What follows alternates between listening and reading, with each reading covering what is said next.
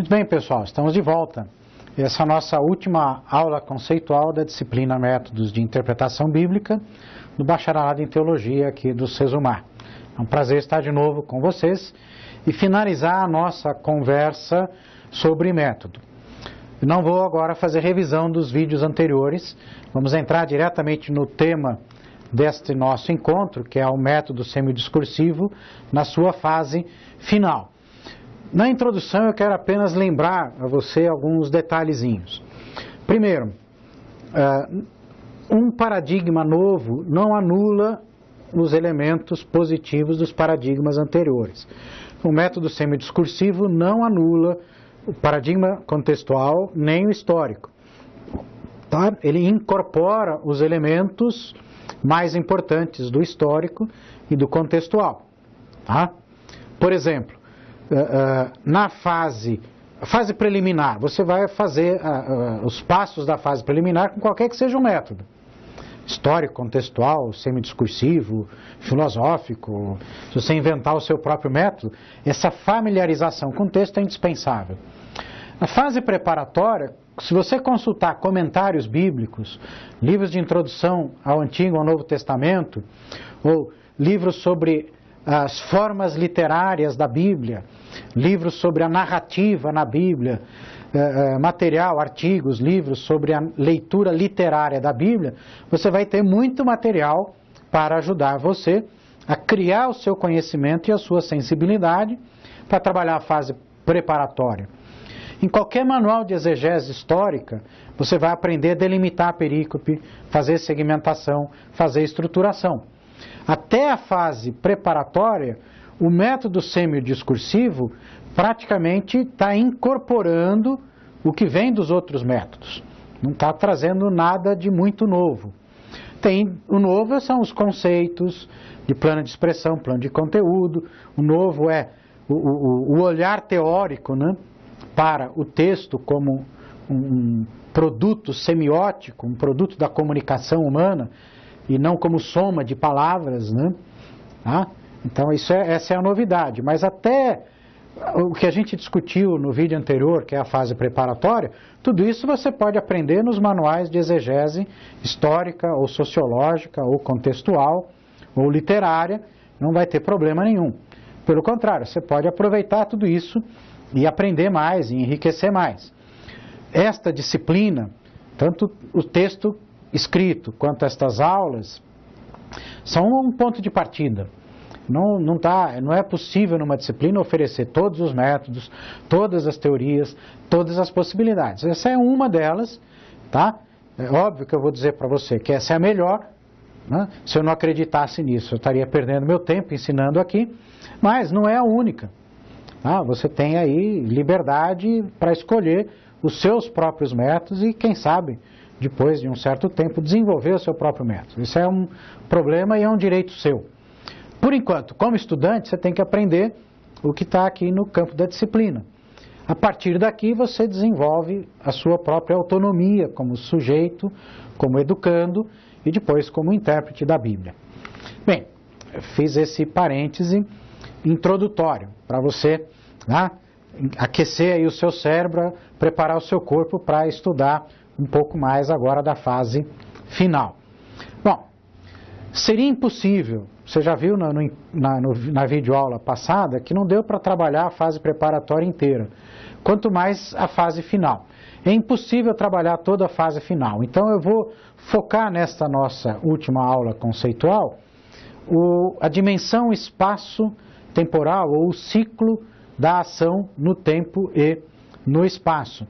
E eu vou procurar mostrar para você o seguinte: como fazer, tá? É óbvio que eu vou repetir o que já está escrito no texto, mas com um exemplo, com um texto bíblico diferente, mas eu procuro também mostrar para você como, no primeiro ciclo, num certo sentido, você já faz toda a exegese do texto. E essa é uma outra vantagem da metodologia semidiscursiva. Eu já havia mencionado isso no último vídeo. Você pode começar em qualquer lugar do método, qualquer fase ou em qualquer ciclo. tá? Que você vai incorporar todos os demais. Então, num certo sentido, você está trabalhando o primeiro ciclo, você vai ver os elementos dos 5. Você está trabalhando a fase preparatória, você vai ver todos os elementos da fase final. Você vai trabalhar a fase preliminar, você pode aprofundar todos os elementos das outras 2 fases. Depende muito de você, por um lado, e depende da familiaridade com o método, por outro. Ou seja, eu trabalho já há muito tempo com esse método, eu já não faço assim, né? Fase preliminar, fase preparatória, fase final, ciclo 1, ciclo 2, ciclo 3, quer dizer, eu leio o texto e já vou prestando atenção naquilo que mais me interessa e já faço as 3 fases e os 5 ciclos juntos, por assim dizer. Né? Você também vai ver como é que isso acontece na medida em que você exercitar. Tá? E isso eu não vou cansar de repetir para você. A única maneira real de você aprender um método é usar o método muitas e muitas vezes.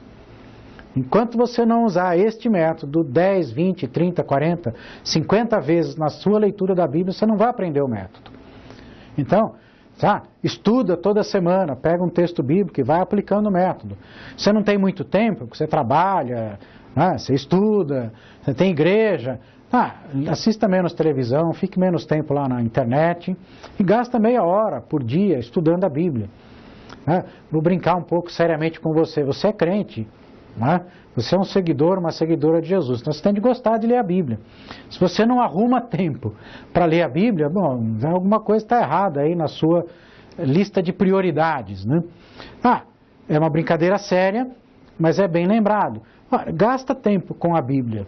Aprende a usar o método, depois você desenvolve o seu próprio jeito, a sua própria maneira de interpretar. Bom, então vamos lá.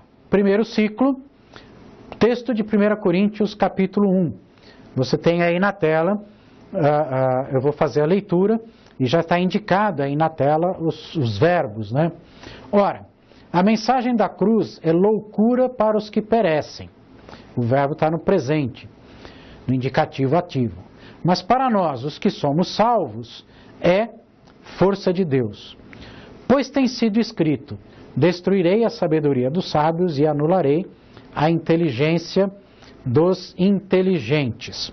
Então vamos ficar um pouquinho aí com esse texto. Presta atenção nos verbos que estão aí em negrito. Primeiro ciclo a gente vai prestar atenção à ação no tempo e no espaço. A gente vai responder a pergunta, quem faz o quê? Onde e quando, a quem, e sendo caracterizado de que maneira. Então veja aí, o texto está dizendo, a mensagem da cruz é loucura para os que perecem. Então nós temos uma declaração, não uma ação, a mensagem da cruz é, presente indicativo ativo do verbo ser, que indica uma qualidade. Então o texto começa caracterizando a mensagem da cruz. A mensagem da cruz é o quê? É loucura. Loucura para quem? Para os que perecem. Presente indicativo ativo. Tá? Mas para nós, os que somos salvos, e aqui a gente tem uma coisa interessante do verbo, nós temos uma locução verbal, dois verbos juntos. Somos, presente indicativo ativo, salvos, o particípio do verbo salvar. Então, a mensagem da cruz é o quê? Loucura para os que perecem, para nós, os que somos salvos, é força de Deus. Tá? Então a gente para aqui. Por que eu destaquei os verbos? Porque os verbos vão indicar temporalidade. Temporalidade não é só cronológica, você viu isso nos textos, ela é também qualitativa, aspectual. Então, os 3 verbos estão no presente indicativo, indica aspecto durativo, tá? Ou seja, o texto está falando de algo que acontece. É assim, a mensagem da cruz é assim, os que perecem, enquanto perecem, perecem porque acham que a mensagem da cruz é loucura. Percebe? A mensagem da cruz é, no presente, loucura para os que perecem. Enquanto o cara perece, a mensagem da cruz é loucura. Percebe a relação que o texto estabelece entre um verbo e outro? Para os que perecem, a mensagem da cruz é loucura. Ou sempre que alguém achar que a mensagem da cruz não significa nada, essa pessoa estará perecendo. Enquanto ela não muda de ideia, segundo o texto bíblico, ela perece. Perecer em que sentido? Ela não tem a salvação. Tá? Mas, para nós, os que somos salvos, vejam que aí tem uma diferença. Um presente mais um particípio. Presente continua indicando ação durativa, mas o particípio já indica ação pontual. O particípio é um modo verbal, né? É um modo do verbo que indica ação pontual. Né? Então, para nós que já fomos salvos e continuamos salvos, a mensagem da cruz é força de Deus. Por que o texto muda o tempo verbal? Porque há uma mudança na realidade. Porque a pessoa que é salva começa a ser salva num determinado momento. No momento em que ela admite que a palavra da cruz não é loucura, aceita essa palavra e começa a crer nessa palavra, bom, ela entra no processo de salvação. Então ela já está salva. Está salvo. Duratividade e pontualidade. Ou seja, do ponto de vista do aspecto, é um aspecto perfectivo. Né? Uma ação que começou no passado e continua tendo seus efeitos no presente. Então, o texto está dizendo, enquanto você está salvo, a mensagem da cruz é para você, força de Deus. Qual é a diferença em relação ao verbo anterior? É que você começou a estar salvo num determinado momento, no tempo, tá? No tempo cronológico. E agora você continua salvo. Então, para você, a mensagem da cruz, a pregação do Evangelho de Jesus Cristo é força de Deus. Já vou adiantar um elemento que entraria no segundo ciclo, que é a relação de interdiscursividade ou de intertextualidade. Se você é uma leitora ou um leitor assíduo da sua Bíblia, do seu Novo Testamento, você vai lembrar de onde vem essa frase. A mensagem da cruz é força de Deus ou poder de Deus. Está lembrado? Vou dar uma respirada aqui enquanto você lembra aí. 1, 2, 3, 5 segundos. Lembrou? Se você não lembrou, então eu lembro para você. Isso vem lá de Romanos, capítulo 1, versos 16 e 17. Porque não me envergonho do Evangelho, porque o Evangelho é o poder de Deus para a salvação de todo que crê. É o mesmo autor que escreve Romanos e escreve Coríntios. Então ele mantém esta linguagem. O detalhe, Coríntios foi escrito antes de Romanos. Né? Então, quando Paulo escreve a carta aos Romanos, ele usa esse texto de Coríntios e não vice-versa. Vamos voltar aqui para o texto. Presta de novo atenção no texto. Ora, a mensagem da cruz é loucura para os que perecem, mas para nós, os que somos salvos, é força de Deus. Então você tem uma declaração, que é a mensagem da cruz para dois tipos de pessoas. Agora vem uma explicação. Pois tem sido escrito. De novo uma locução verbal. Eu tenho o verbo na terceira pessoa do singular, no presente do indicativo. Tem. E tenho dois particípios. Sido, do verbo ser, escrito, do verbo escrever. Pois tem sido escrito, 2 pontos. Destruirei a sabedoria dos sábios, futuro indicativo ativo, anularei a inteligência dos inteligentes. Também futuro de indicativo ativo. Que relação temporal isso estabelece? Olha, tem sido escrito indica o aspecto perfectivo. Algo que foi escrito no passado e a sua validade permanece até hoje. Então, tem sido escrito. Você poderia interpretar assim. Foi escrito no passado e continua tendo valor até hoje. Tem sido escrito o quê? Então, vem agora a citação de um texto do livro de Isaías. O Paulo está citando um texto do livro de Isaías. Destruirei a sabedoria dos sábios e anularei a inteligência dos inteligentes. Bom, você vai se perguntar, peraí, o que tem a ver sábio e inteligente com a palavra da cruz? Bom, tem a ver com a ideia da loucura. Agora, de novo, eu vou entrar num aspecto que já é do segundo ciclo. Tá? Quer dizer, por que Paulo está preocupado em apresentar a mensagem da cruz como loucura para os que se perecem? Porque no contexto de Paulo, veja bem, no contexto em que Paulo escreve, por que as pessoas diriam que a pregação da cruz é loucura?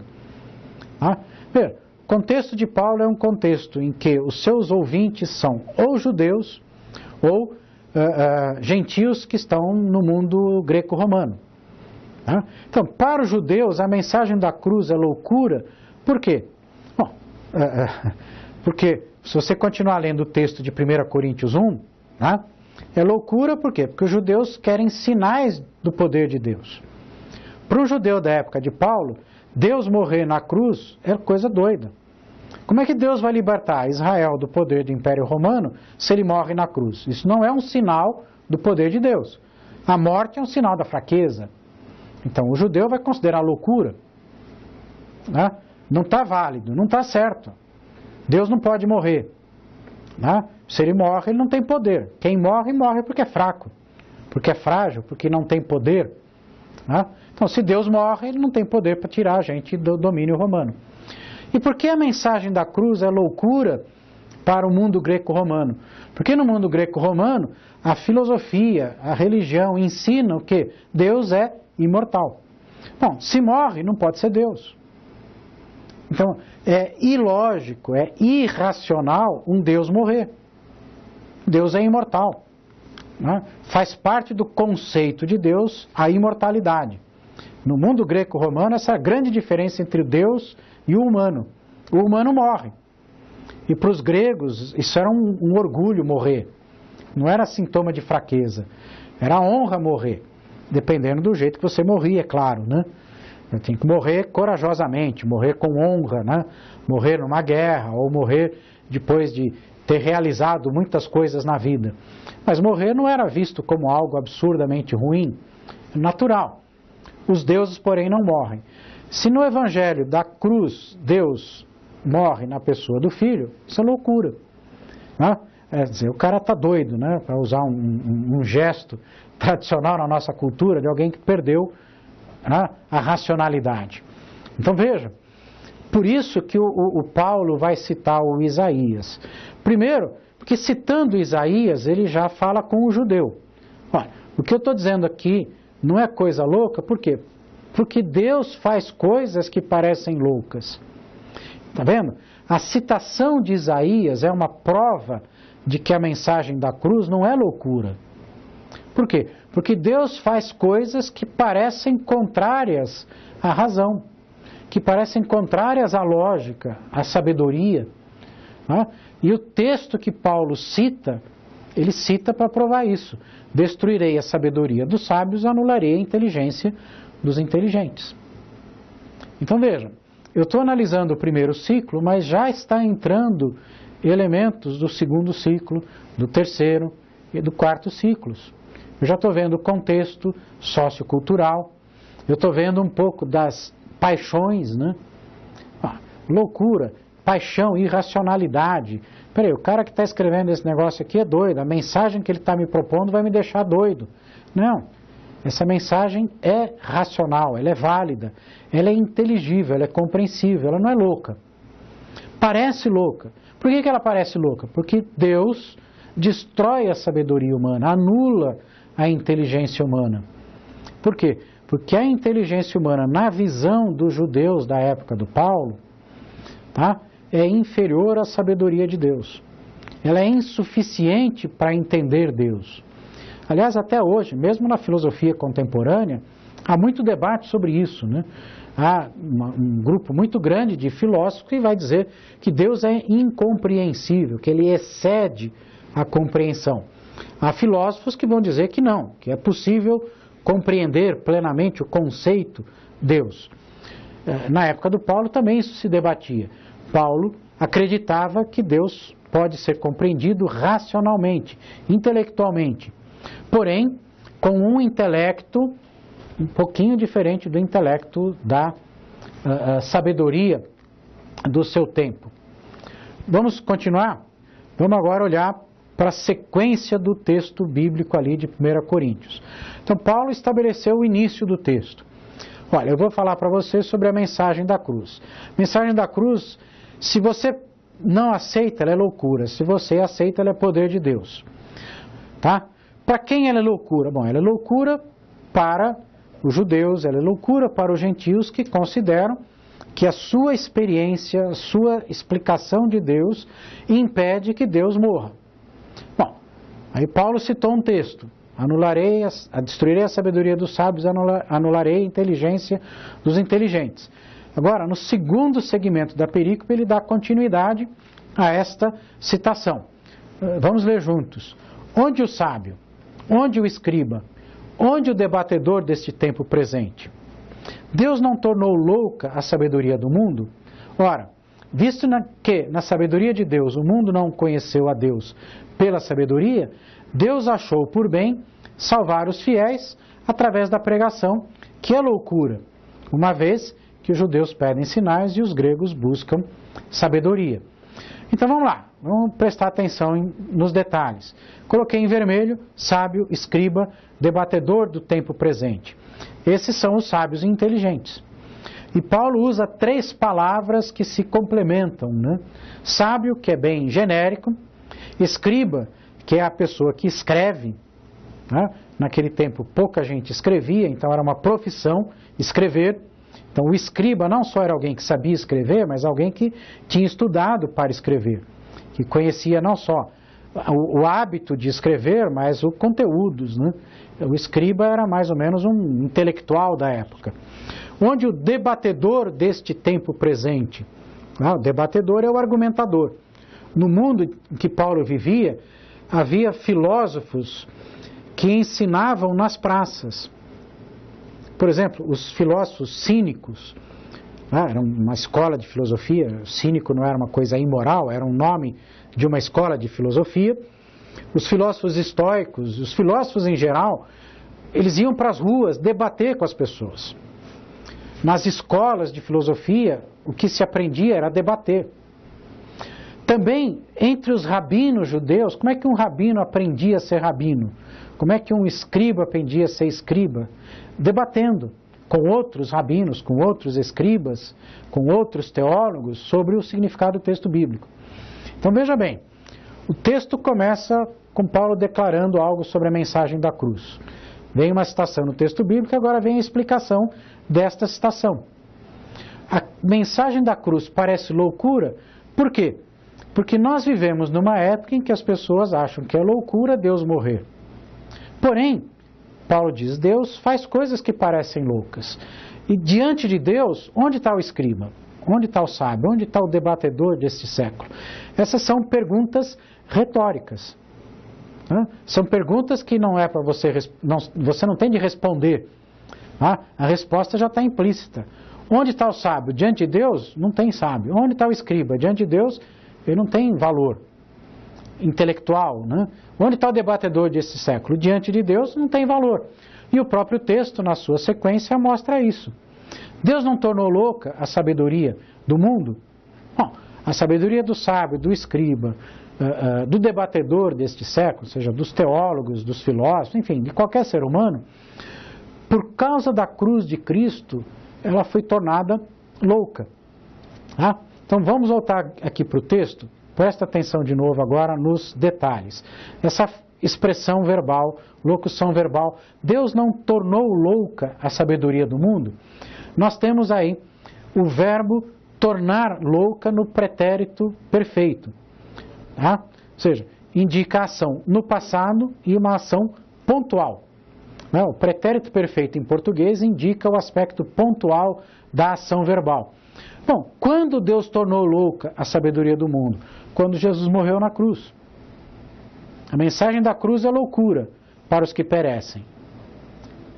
Mas, como ela é poder de Deus para a salvação, essa aparente loucura é que tornou louca a sabedoria. Quando? Bom, quando Jesus morre na cruz. Ora, continua então o texto. Visto que na sabedoria de Deus o mundo não conheceu a Deus pela sabedoria, ou seja, Deus já havia se revelado ao mundo através da criação, na escritura do antigo Israel, e as pessoas não entenderam Deus direito. Então, mesmo Deus criando o ser humano com a capacidade da sabedoria, o ser humano não conheceu a Deus. Então Deus achou por bem, veja aí de novo os verbos. O mundo não conheceu a Deus, ação pontual no passado. Deus achou por bem, pretérito perfeito, ação pontual no passado. Então, no passado, Deus decidiu o quê? Salvar, e o verbo está no infinitivo, ou seja, está fora do tempo. O infinitivo indica o aspecto gnômico da ação, ou seja, é uma ação vista como abstrata, válida em qualquer lugar, em qualquer época. Deus decidiu, achou por bem, salvar os fiéis, que é um particípio, aqueles que creem, aqueles que estão crendo. Enquanto você é fiel, enquanto você crê, você é salvo. Deus achou por bem salvar os fiéis através da pregação, que é loucura. Né? E ele achou por bem isso, por quê? Porque os judeus pedem sinais e os gregos buscam sabedoria.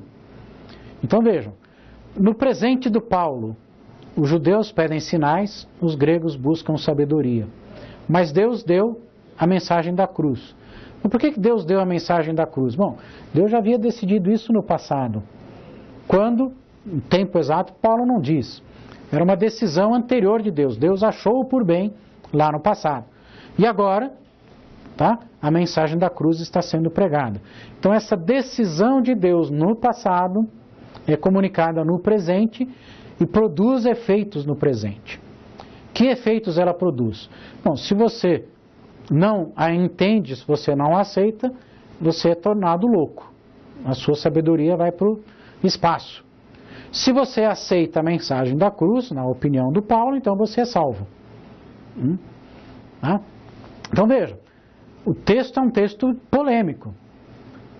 Paulo está tentando resolver um problema. Que problema ele quer resolver? O problema da validade da pregação do Evangelho. Os judeus não cristãos, não seguidores de Jesus, e os gentios em geral, contestavam a mensagem de Paulo. Né? Ele está pregando, as pessoas dizem, você é louco, Paulo, Deus não morre. Um Deus que quer salvar, um Deus que quer libertar, não pode morrer na cruz, isso é maluquice.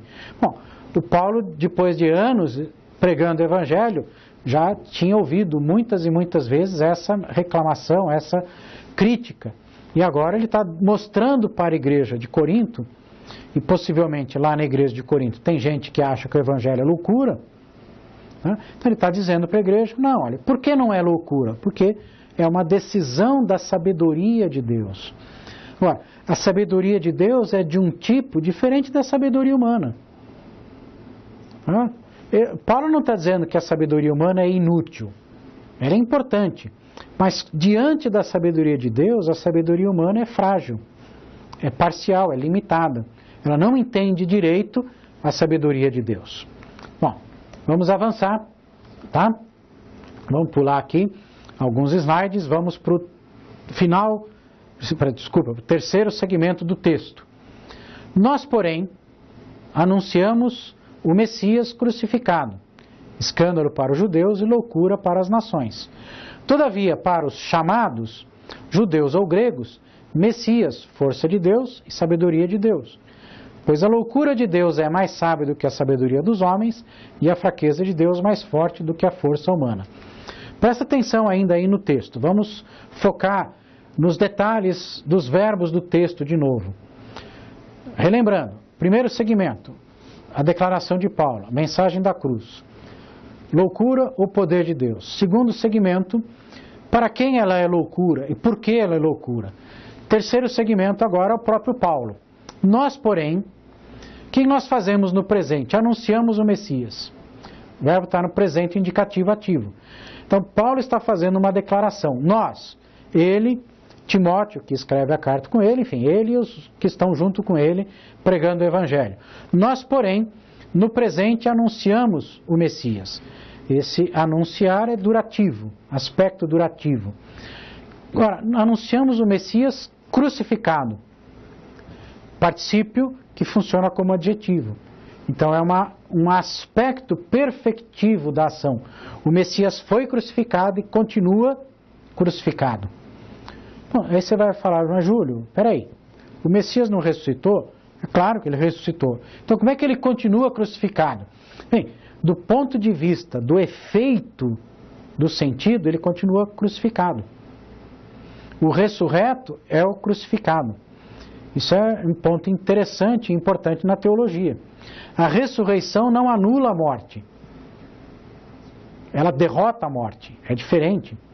Na própria linguagem do Paulo, ela torna a morte inoperante.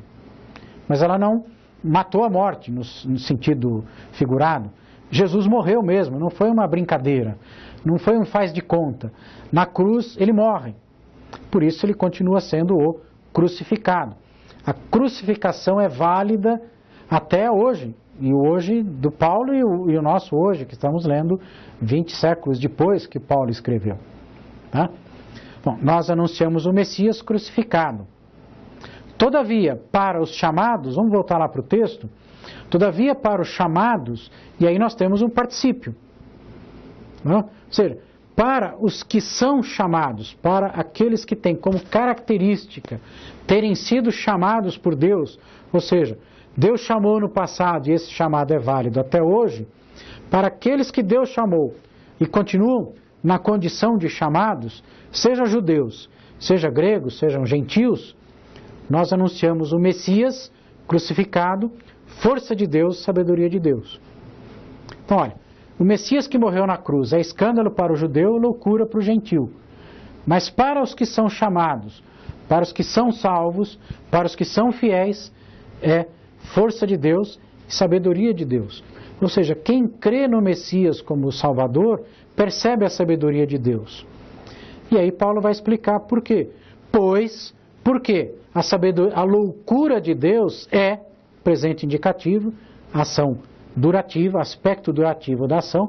A loucura de Deus é, sempre foi e sempre será, mais sábia do que a sabedoria dos homens, e a fraqueza de Deus mais forte do que a força dos homens. Tá? Então, nesse segmento do texto, o Paulo agora começa a aplicar o contraste entre loucura e sabedoria da mensagem da cruz para o seu auditório. E aí ele vai começar a incluir os coríntios nessa conversa. Tá? Vamos fazer uma pausa, respirar um pouquinho? É muita informação, né? Sua cabeça deve estar assim a mil. Né? Você deve estar já com a cabeça quente. Não fica preocupado que é normal isso aí. Eu estou exemplificando para você o método semidiscursivo. Para ensinar o método é sempre um problema. Por quê? Porque cada ciclo você vai usar os elementos das fases anteriores e dos ciclos posteriores. Então eu estava mostrando para você o primeiro ciclo. Quem fala? Bom, quem faz o quê? Bom, é Paulo, é o nós. Nós anunciamos o Messias. Para quem? Para judeus, para gregos, para os chamados. Então eu fui mostrando para você aspectos do primeiro ciclo, tempo cronológico, aspecto da ação. Mas ao mesmo tempo eu tenho que mostrar para você o sentido. Então o texto estabelece um contraste. Isso, num certo sentido, já é parte do final do primeiro ciclo e do segundo ciclo. Estou vendo como é que o texto organiza as ações no tempo e no espaço. Bom, esse texto organiza as ações das pessoas no tempo e no espaço através de contrastes. O contraste entre os que se perdem e os que são salvos. O contraste entre os chamados e os não chamados. O contraste entre os que consideram a mensagem da cruz loucura e os que consideram a mensagem da cruz força e sabedoria de Deus. Então é um texto, todo ele trabalha nos contrastes. Existe toda uma organização temporal, cronológica aí do texto. Uma série de decisões que Deus tomou no passado.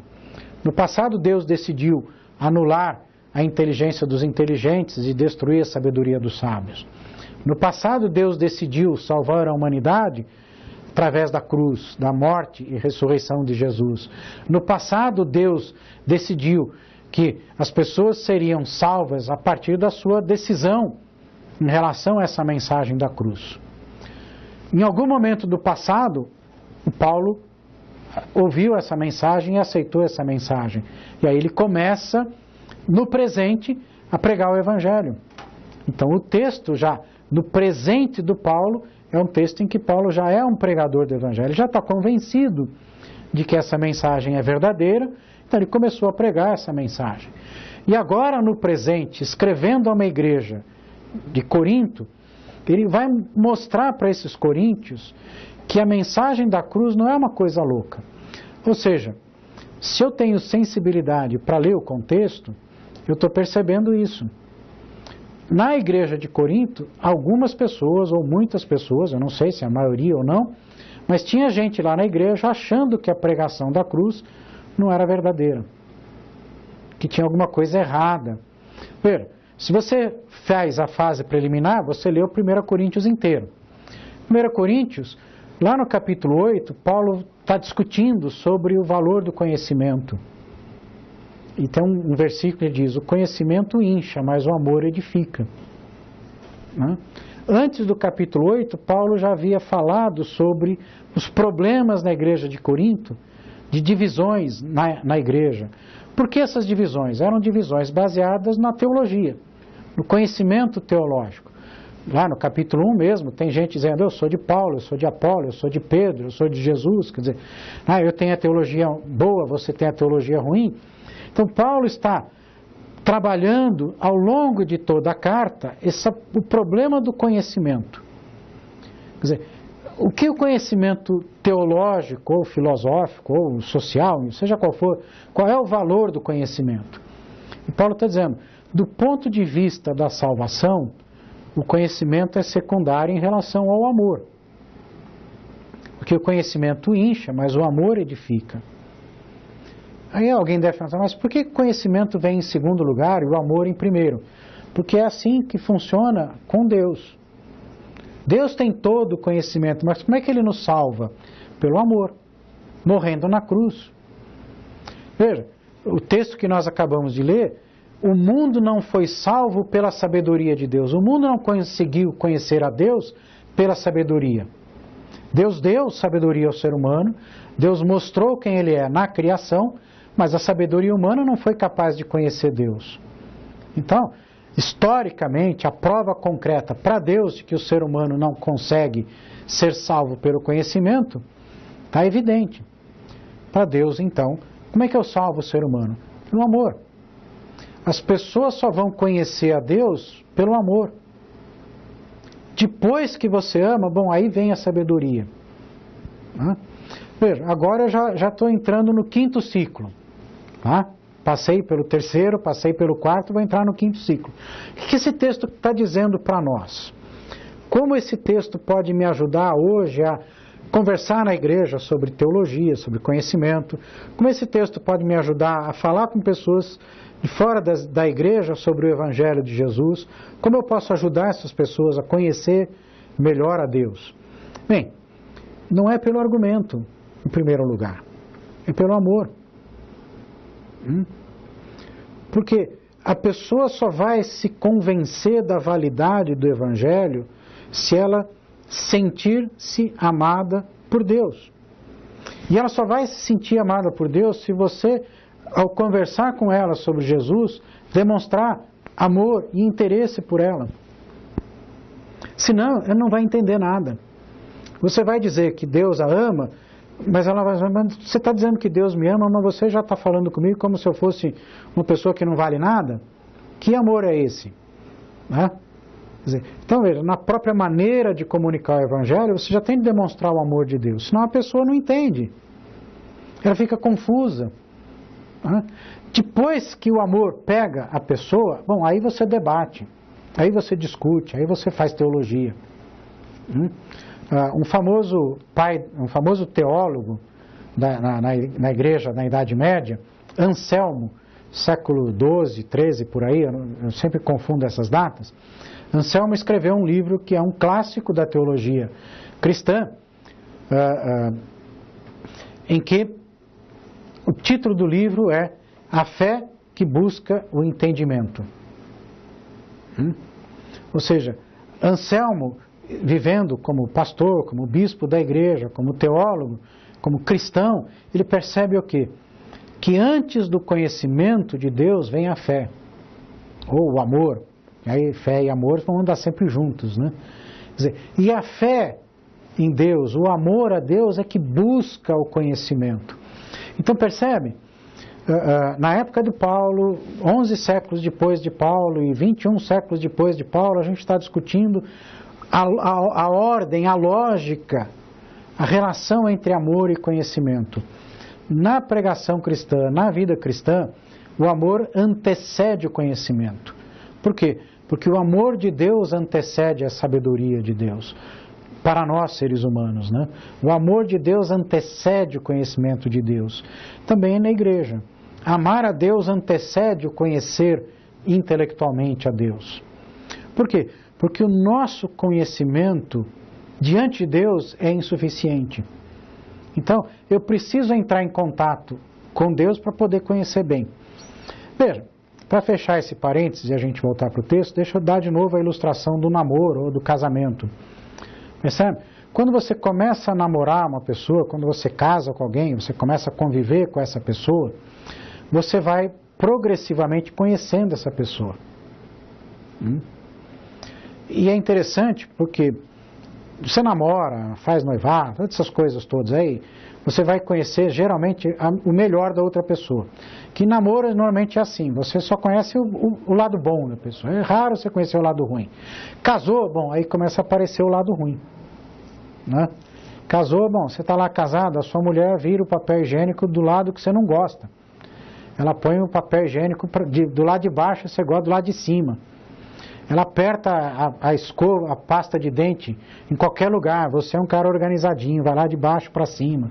Né? Na casa lá da sua esposa, antes dela casar, quem levava o lixo era o homem. Na sua casa, quem levava era a mulher. Aí ela fica esperando você levar o lixo e você fica esperando ela levar o lixo. Aí vocês brigam. Né? Bom, por que o casamento não acaba? Porque vocês se amam. Né? Então você vai conhecendo a outra pessoa, as coisas boas e as coisas ruins. Esse conhecimento é temperado pelo amor. Então, conhecendo os defeitos, você não vai brigar e matar o outro. Por quê? Porque você ama. Então, veja, mesmo nas relações humanas, o conhecimento é posterior ao amor. Por quê? Se não há amor, quando você conhece alguma coisa que você não gosta da outra pessoa, você rompe com o relacionamento. Na vida religiosa, na vida cristã, na vida espiritual, é o mesmo procedimento. Né? O amor precede o conhecimento. Fechando parênteses, vamos voltar para o texto bíblico. Então vamos lá. Acompanhe agora aqui na tela o texto. Agora o Paulo vai chegando no penúltimo segmento. Talvez a gente nem termine o texto hoje, mas já está bom o exemplo. Considerai, pois, irmãos, a vossa vocação. Então veja agora, o Paulo está dirigindo-se aos coríntios. Considerai, pois, irmãos, vós, a vossa vocação. Considerai é um imperativo. O imperativo é sempre o aspecto durativo. Né? Por quê? Porque o imperativo está fora do tempo. Ele é meio parecido com o infinitivo. Né? O imperativo é uma ação que não aconteceu ainda, que é para você fazer. Então, considerai, pois, irmãos, a vossa vocação. Ou seja, preste atenção na própria vida de vocês. Pois não há muitos entre vós que sejam sábios, segundo a carne, nem fortes e nem nobres.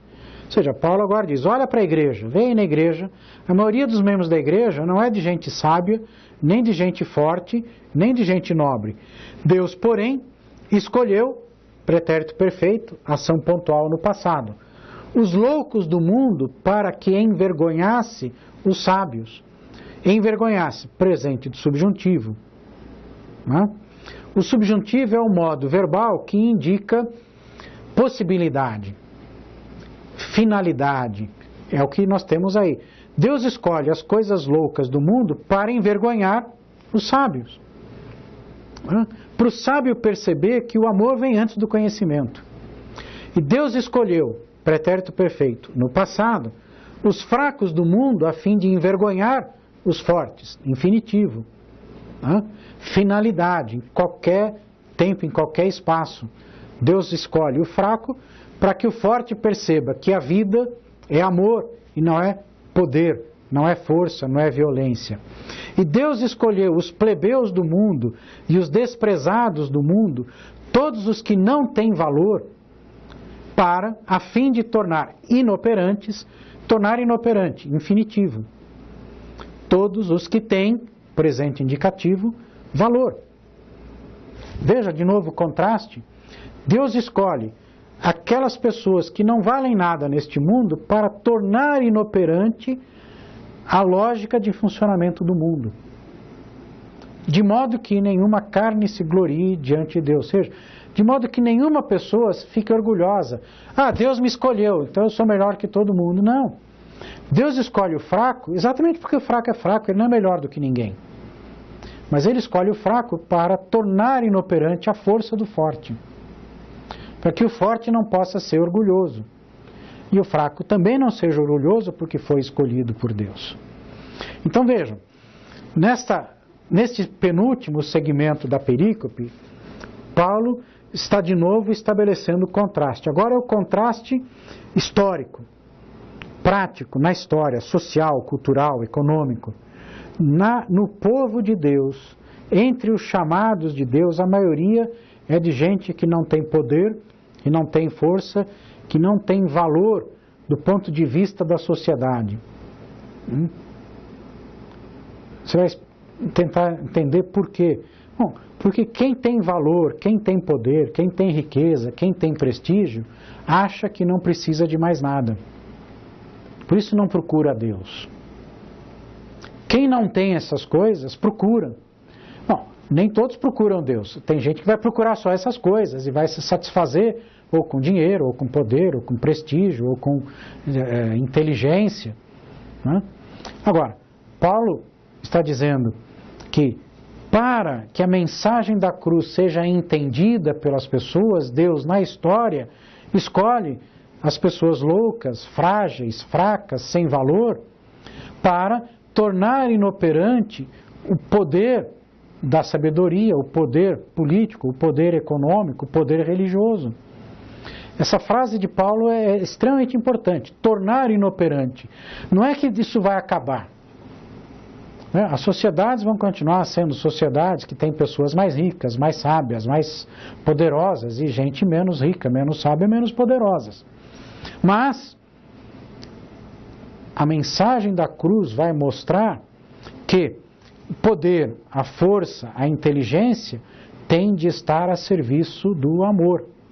Ou, uma linguagem mais política, tem de estar a serviço da justiça. Então veja, a dimensão política, social da pregação da cruz.